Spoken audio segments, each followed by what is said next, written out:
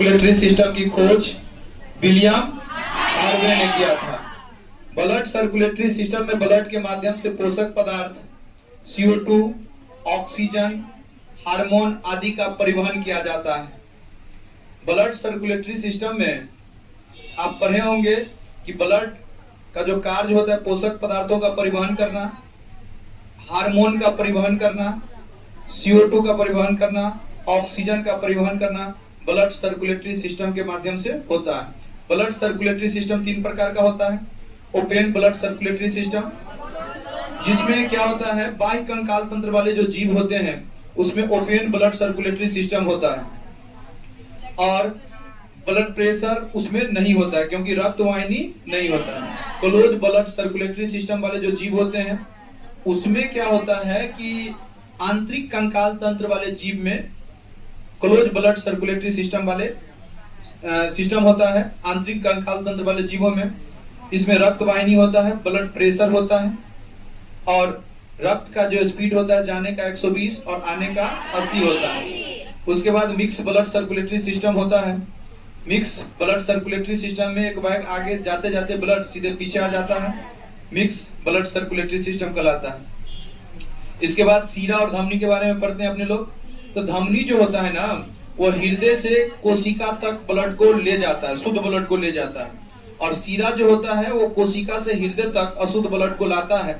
धमनी जो होता है वो गहराई पे होता है और हड्डियों से सटा होता है। सीरा जो होता है वो त्वचा से सटा होता है और कम गहराई पे होता है।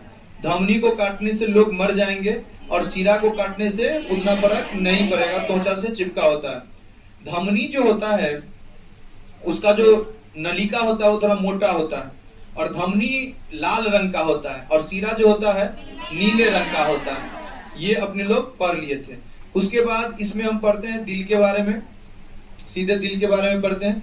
तो दिल 300 ग्राम का होता है, हृदय कोशिका का बना होता है, त्रिशंकुय संरचना होता है, आवाज लवडब का होता है, ये भी आप लोग पढ़ लिए होंगे।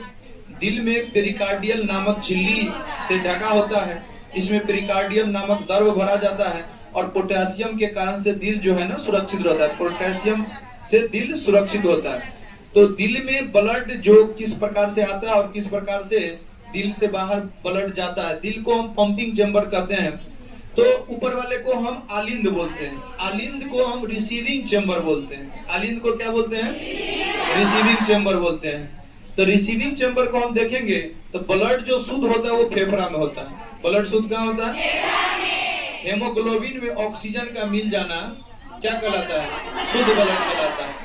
तो ऐसा होता है फेफड़ा में। तो फेफड़ा क्या करता है? ब्लड को शुद्ध कर देता है। क्या कर देता है? और फुसफुस शिरा के माध्यम से, किसके माध्यम से?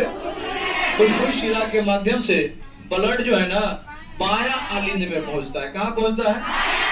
बायां आलिंद में शुद्ध ब्लड पहुंचता है। कहाँ पहुंचता है? इस बायां आलिंद के बाद ब्लड बाइक्यूबिसाइड वाल्व के माध्यम से बायां निलय में जाता है। निलय का काम है पंप करना और बायां निलय में शुद्ध ब्लड होता है, हेमोग्लोबिन प्लस ऑक्सीजन वाला शुद्ध ब्लड होता है।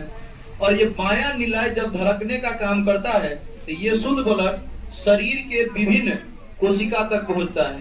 ये किसके माध्यम से? तो बायां निलय से कनेक्शन होता है धमनी का और धमनी में हेमोग्लोबिन प्लस ऑक्सीजन यानी कि शुद्ध ब्लड होता है। तो इसके माध्यम से वो कोशिका तक पहुंचता है, शरीर के प्रत्येक कोशिका तक पहुंचता है। तो सबसे पहले शुद्ध ब्लड कहाँ आता है? क्या आता है? बायां आलिंद में। और जिससे होकर के आता है उसे फुफ्फुस शिरा कहते हैं। इसके बाद कौन वाल्व को क्रॉस करता है? बाइक्यूबिसाइड वाल्व। कौन सा वाल्व को क्रॉस करता है? उसके बाद वो बायां निलय में आता है और निलय पंपिंग चेंबर होता है। ये पंपिंग चेंबर जो है ना धड़कता है तो ब्लड जो है ना धमनी के माध्यम से शुद्ध ब्लड शरीर के विभिन्न कोशिका तक पहुंच जाता है। इसके बाद क्या होता है कि ये ब्लड जो है ना कोशिका इसका माइटोकॉन्ड्रिया में उपयोग कर लेता है, इसमें कार्बन डाइऑक्साइड मिल जाता है। तो हेमोग्लोबिन के साथ जब कार्बन डाइऑक्साइड मिलता है तो उसे अशुद्ध ब्लड कहते हैं। अशुद्ध ब्लड सीरा के माध्यम से दायां आलिंद में जाता है। कहाँ जाता है? तो दायां आलिंद में जो ब्लड है वो हेमोग्लोबिन प्लस CO2 वाला ब्लड है, हेमोग्लोबिन प्लस। और ये ब्लड फिर कहाँ पहुंचता है?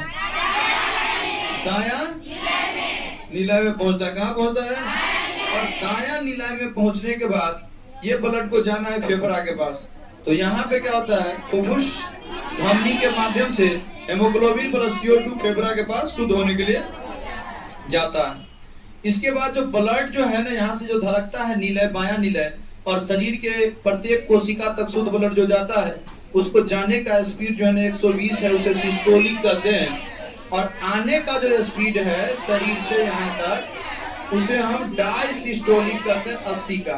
इसे सामान्य ब्लड प्रेशर कहा जाता है। क्या कहा जाता है, ये बात समझ गए। तो 150/110 जो होता है वो हाई ब्लड प्रेशर होता है। क्या होता है, इसको हाइपरटेंसिव कहते हैं, टेंशन कहते हैं। क्या कहते हैं, और जैसे कि ब्लड प्रेशर जैसे कि यहाँ पे रहना चाहिए 120, ये घट गया 100 हो गया, तो ये भी घट जाएगा 60। इसे लो ब्लड प्रेशर कहते हैं। क्या कहते हैं, और उसे हाइपोटेंसिव कहते हैं। और ब्लड प्रेशर को स्फेग्नोमैनोमीटर से मापा जाता है।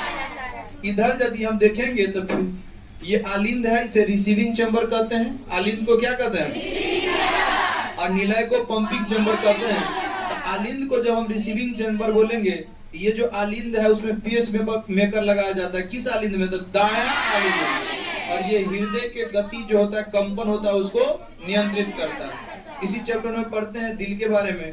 तो दिल जो होता है, स्तनपायी और पक्षी में एक दिल होते हैं और 4 चैम्बर होते हैं। एक दिल होते हैं और 4 चैम्बर होते हैं। मछलियों में एक दिल होता है और 2 चैम्बर होता है, एक आलिंद का और एक नीलाय का। स्तनपायी और पक्षियों में 2 आलिंद और 2 नीलाय होते हैं। उभयचर में 1 आलिंद और 2 नीलाय होता है, और दिल एक ही होता है। सरीसृप जीव जो होते हैं उसमें भी 1 आलिंद और 2 नीलाय होता है। लेकिन घड़ियाल और मगरमच्छ में 4 चैम्बर होता है एक दिल में, 2 आलिंद और 2 नीलाय होता है। इसी में पढ़े होंगे एक समतापी जीव पढ़े होंगे जिसे वार्म ब्लडेड एनिमल कहा जाता है, और एक विषमतापी जीव पढ़े होंगे जिसे कोल्ड ब्लडेड एनिमल कहा जाता है। वैसा जीव जो अपने शरीर के तापमान को हमेशा एक समान बनाए रखता है, इसे हम समतापी जीव कहते हैं।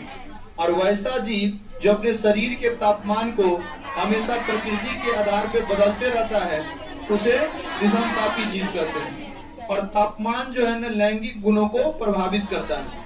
ठंडी में अंडा देने वाले जितने भी जीव होता है उससे पुरुष, जैसे सांप जो है ना ठंडी में अंडा देंगे तो उससे पुरुष सांप होगा, और गर्मी के दिनों में अंडा देंगे सांप तो उससे जो बच्चा निकलेगा वो महिला बोला होगा। और प्रकृति के हिसाब से जो है ना अपने तापमान को बढ़ाते घटाते रखता है। सरीसृप हो गया, उभयचर हो गया, लेकिन एक समान तापमान रहता है किसमें, स्तनपायी और पक्षियों में होता है। ये बात आसानी से समझ गए होंगे, ठीक है।